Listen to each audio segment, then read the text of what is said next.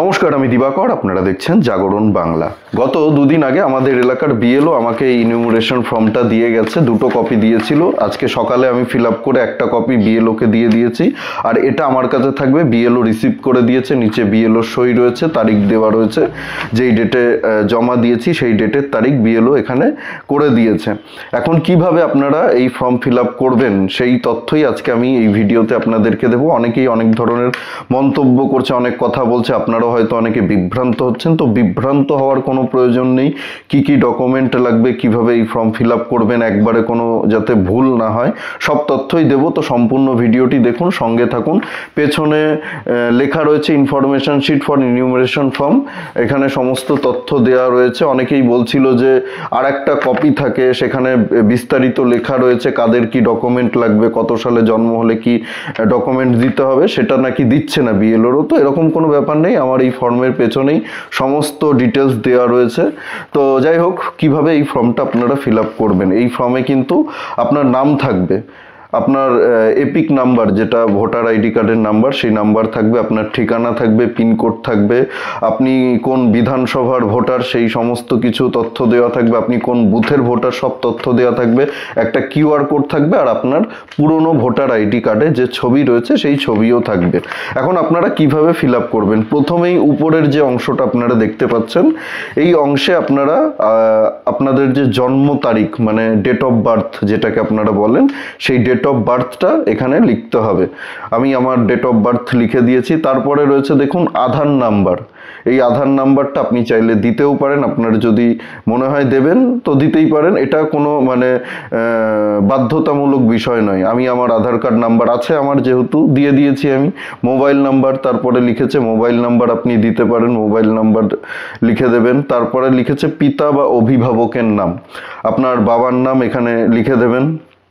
তারপরে লিখেছে পিতার এপিক নম্বর, অর্থাৎ বাবার যে ভোটার আইডি কার্ডের নাম্বার, সেই নাম্বারটা এখানে মেনশন করতে হবে, এখানে লিখতে হবে। একেবারে পরিষ্কারভাবে বড় বড় অক্ষরে লিখবেন, যাতে বুঝতে কোনো অসুবিধা না হয়। আমি এপিক নাম্বার বাবার দিয়ে দিয়েছি। এখানে কিন্তু আপনার কোনো ইনফরমেশনের দরকার নেই, আপনার নামের কোনো জায়গা নেই। আপনার নাম উপরে দেওয়াই রয়েছে, দিবাকর দেবনাথ আমার দেওয়া রয়েছে, সব কিছু এই ফর্মের মধ্যেই রয়েছে, আমার ছবি রয়েছে। এখানে আপনার নাম দিতে হবে না, আপনার জন্ম তারিখ, আপনার আধার কার্ড নাম্বার, আপনার ফোন নাম্বার, আপনার পিতার নাম, আপনার পিতার এপিক নাম্বার, আপনার মায়ের নাম, তারপরে লেখা রয়েছে মায়ের নাম, বাংলাতেই লেখা রয়েছে, আপনাদের বুঝতে কোনো অসুবিধা হবে না। তারপরে মায়ের এপিক নাম্বার, অর্থাৎ মায়ের ভোটার আইডি কার্ড নাম্বার, সেটা এখানে মেনশন করতে হবে। আপনার যদি স্ত্রী থাকে বা আপনার যদি হাজবেন্ড থাকে, মহিলা পুরুষ উভয়ের ক্ষেত্রেই বলছি, তাহলে এখানে মেনশন করতে হবে। আমি আমার স্ত্রীর নাম দিয়ে দিয়েছি। স্ত্রীর এপিক নাম্বার, অর্থাৎ স্ত্রীর ভোটার আইডি কার্ডের যে নাম্বার থাকে সেই নাম্বারটাও এখানে মেনশন করতে হবে। এখন সবথেকে গুরুত্বপূর্ণ যে ভাগটা, সেটা হচ্ছে আপনার বাঁদিকে একটা অংশ রয়েছে, আপনার ডান দিকে একটা অংশ রয়েছে। বাঁদিকের অংশের উপরে লেখা রয়েছে সর্বশেষ এসআর এর নির্বাচক তালিকায় থাকা নির্বাচকের বিবরণ, অর্থাৎ 2002 সালে সর্বশেষ এসআর হয়েছিল। তো এসআর 2002 সালের ভোটার তালিকায় যদি আপনার নাম থাকে, তাহলে আপনি বাঁদিকের এই অংশটা ফিল আপ করবেন, আপনার ডান দিকের অংশ ফিল আপ করতে হবে না। যদি 2002 সালের ভোটার তালিকায় আপনার নাম থাকে, যদি আপনার নাম 2002 সালের ভোটার তালিকায় না থাকে কিন্তু আপনার বাবা মার নাম আছে, যেমন আমার নাম 2002 এর ভোটার তালিকায় নেই, তার কারণ তখন আমার 18 বছর বয়স হয়নি, আমার 1993 জন্ম। তো বুঝতেই পারছেন, তখন স্বাভাবিকভাবেই ভোটার তালিকায় আমার নাম থাকার কথা না। আমার বাবার নাম রয়েছে, আমার মায়ের নাম রয়েছে, আমার ঠাকুরদার নাম রয়েছে 2002 এর ভোটার তালিকায়। তাই আমি কি করছি, আমি কিন্তু ডান দিকের যে অংশটা রয়েছে, যেখানে রয়েছে আত্মীয়র বিবরণ, যার নাম পূর্ববর্তী কলামে সর্বশেষ এসআইআরে দেওয়া আছে, অর্থাৎ 2002 সালের ভোটার তালিকায় আমার বাবার নাম দেওয়া রয়েছে, আমার মায়ের নাম দেওয়া আছে। তো আমি এখানে বাবার নামই মেনশন করছি। এখানে দেখুন ডান দিকে নামের জায়গায় আপনার নাম কিন্তু দেবেন না, বড় বড় অক্ষরে আমার বাবার নাম লিখে দিয়েছি। তারপরে বাবার এপিক নাম্বার, উপরেও বাবার এপিক নাম্বার দিয়েছিলাম, আবার কিন্তু এখানে বাবার এপিক নাম্বার দিয়েছি। আত্মীয়ের নাম, এখন আত্মীয়ের নামে আপনি ঠাকুরদার, আপনার নাম ঠাকুরদার নাম দিতেই পারেন। আমি আমার ঠাকুরদার নাম দিয়েছি, যেহেতু আমার ঠাকুরদার নামও 2002 এর ভোটার তালিকায় আছে। তো সবারই আমার কাগজপত্র আছে, কোনো চিন্তা নেই। আত্মীয়র নাম জায়গায় আমি আমার ঠাকুরদার নাম মানে বাবার নাম দিয়ে দিয়েছি। তারপরে কি সম্পর্ক, আপনি এখানে যার নাম দিচ্ছেন তার সাথে আপনার সম্পর্ক কি, আপনার বাবা, তাহলে আমি এখানে লিখে দিয়েছি ফাদার। তারপরে রয়েছে জেলা, আপনি কোন জেলায় থাকেন, এখানে বড় বড় করে আমি লিখে দিয়েছি আমার জেলার নাম নদিয়া। রাজ্যের নাম ওয়েস্ট বেঙ্গল, বড় বড় অক্ষরে লিখে দিয়েছি ওয়েস্ট বেঙ্গল। বিধানসভা ক্ষেত্রের নাম আমার রয়েছে রানাঘাট ওয়েস্ট, আমি লিখে দিয়েছি রানাঘাট ওয়েস্ট। তারপরে বিধানসভা ক্ষেত্রের নম্বর এখানে মেনশন করতে হবে 81 নম্বর। এখানে অংশ নাম্বার দেওয়া রয়েছে, মানে 2002 সালের ভোটার তালিকায় কোন অংশে আপনার বাবার নাম রয়েছে সেই অংশ নাম্বার দিতে হবে।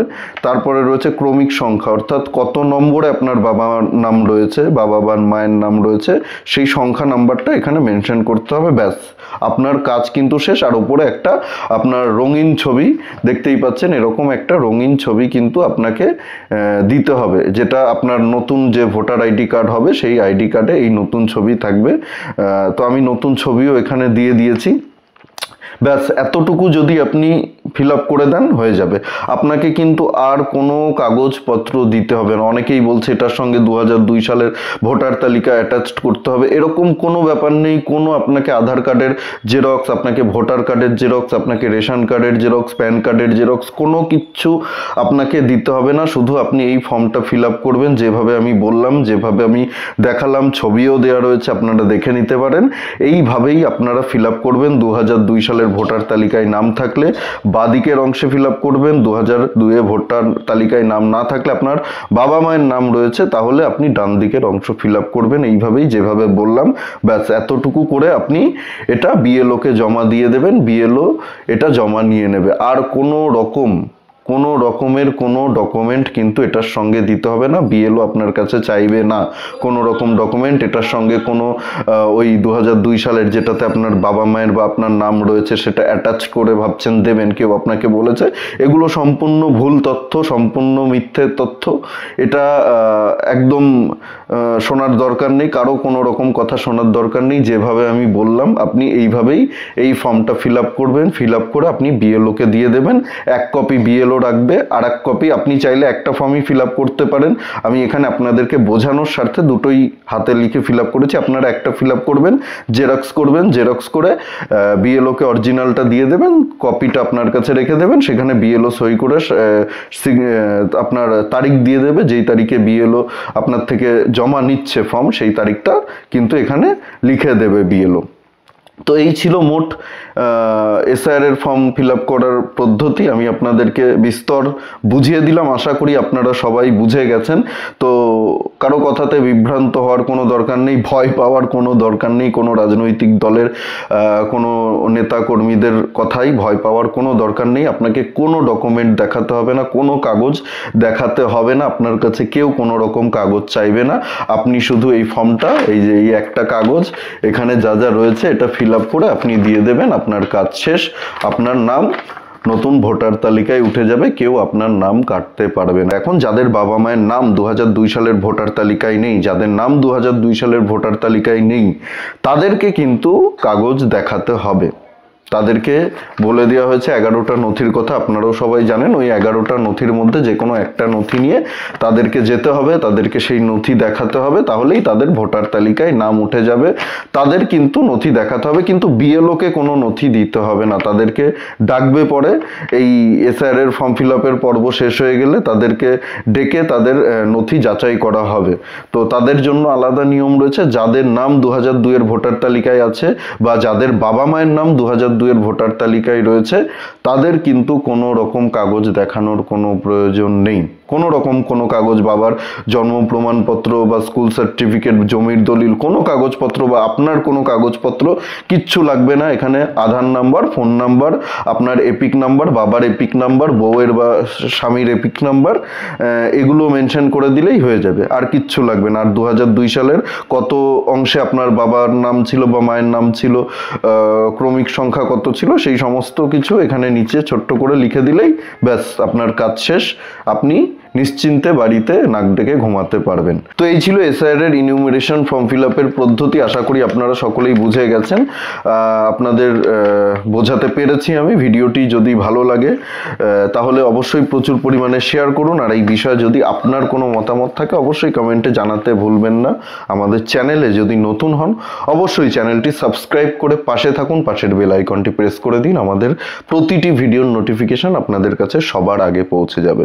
সবাই খুব ভালো থাকুন, সুস্থ থাকুন, আশেপাশে সবার খেয়াল রাখুন। জয় হিন্দ, বন্দে মাতরম, ভারত মাতা কি জয়।